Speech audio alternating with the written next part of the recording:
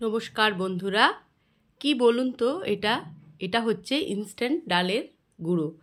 এটা দিয়ে সঙ্গে সঙ্গে আপনারা ডাল বানিয়ে নিতে পারবেন। তো চলুন প্রসেসটা আমি কিভাবে বানিয়েছি সেটা আপনাদের সাথে শেয়ার করে নিচ্ছি। এখানে আমি ছোট বাটির মাপের প্রথমে নিয়ে নিলাম 1 বাটি মটর ডাল, তারপর নিয়ে নেব 1 বাটি অড়হর ডাল, তারপর নেব 1 বাটি ছোলার ডাল, এবারে দেব 1 বাটি মুগ ডাল, আর ঠিক তারপরে দেব 1 বাটি মুসুর ডাল। এগুলোকে আমি ভালো করে ধুয়ে ডালগুলোকে শুকনো করে মুছে পরিষ্কার করে ধুয়ে মুছে নেব, একদম শুকনো করে নেব। এই দেখুন ডালগুলো মিশিয়ে নিলাম। এবার ধুয়ে শুকিয়ে একদম শুকনো কাপড় দিয়ে একদম মুছে আমি এটাকে এইভাবে তৈরি করে নিয়েছি ডালটা।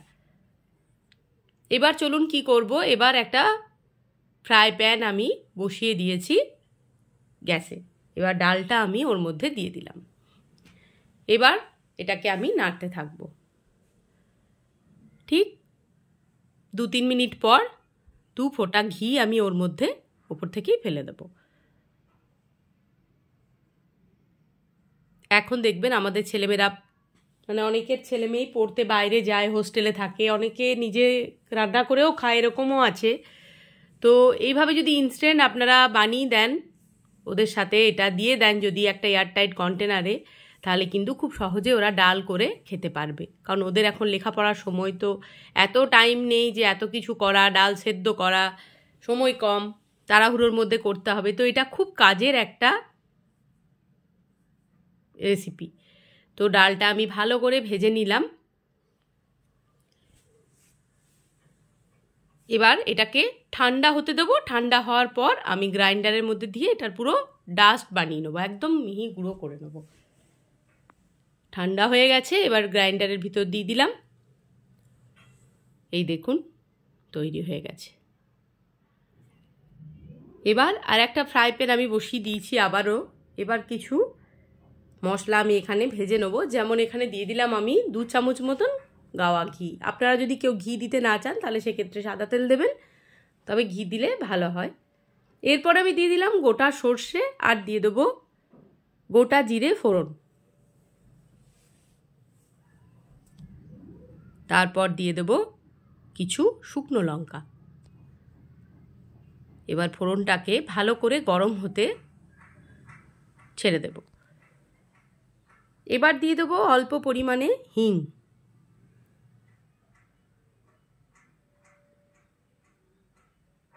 বাড়িতে থাকলে তো এইভাবে দরকার হয় না, কিন্তু যখন আমরা বাইরে কোনো মানে যাই, তখন এরকম যদি উপায় হয় তাহলে খুব ভালো হয়, কারণ সময় কম থাকে।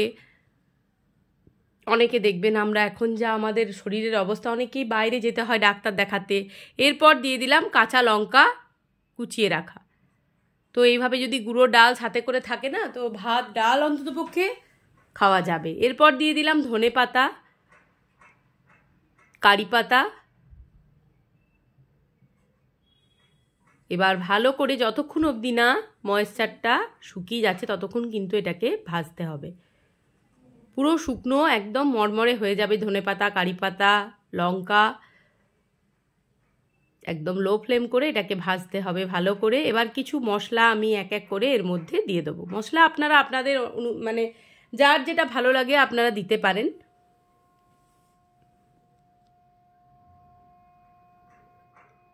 যতক্ষণ না জলগুলো শুকিয়ে যাচ্ছে ততক্ষণ পর্যন্ত নাড়াচাড়া করতে হবে। এরপর দিয়ে দেবো হলুদের গুঁড়ো।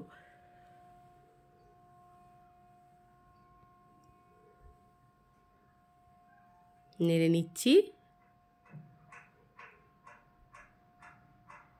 তারপর দিয়ে দেবো ধনের গুঁড়ো। আপনাদের কাছে যদি আদার গুঁড়ো থাকে তো আদার গুঁড়োও দিতে পারেন। আমার কাছে ছিল না, বা অনেকে আদার ফ্লেভারটা হয়তো ডালে পছন্দ করেন না, তারা দেবেন না। যদি ভালো লাগে তাহলে দিতে পারেন। ধনেটা দিয়ে দিলাম। এরপর দিয়ে দেবো কাশ্মীরি লঙ্কার গুঁড়ো।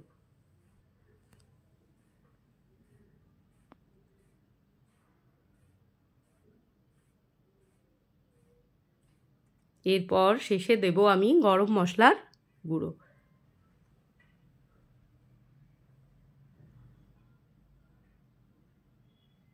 ফ্লেমটা কিন্তু একদম লোতেই রাখবে, নাহলে কিন্তু মশলা পুড়ে যাবে।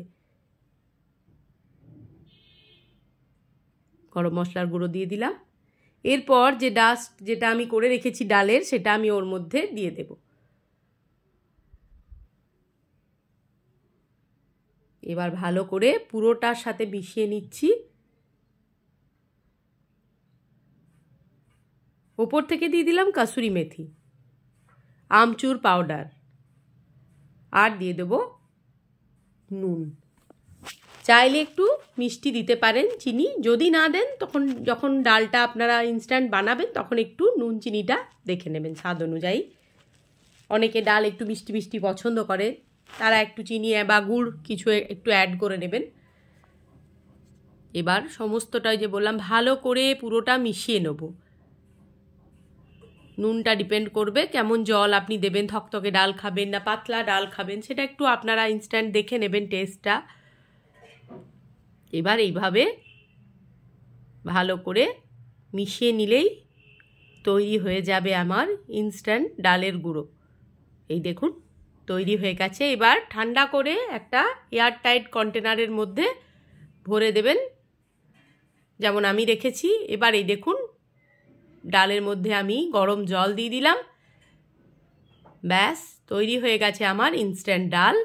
তো যদি ভিডিওটি ভালো লাগে তাহলে অবশ্যই বন্ধুরা লাইক, কমেন্ট, শেয়ার, সাবস্ক্রাইব করে আমার পাশে থাকবেন। সবাই ভালো থাকুন, সুস্থ থাকুন। আবারও দেখা হবে পরবর্তী ভিডিওর সাথে। ততক্ষণের জন্য সবাইকে টাটা, অসংখ্য অসংখ্য ধন্যবাদ।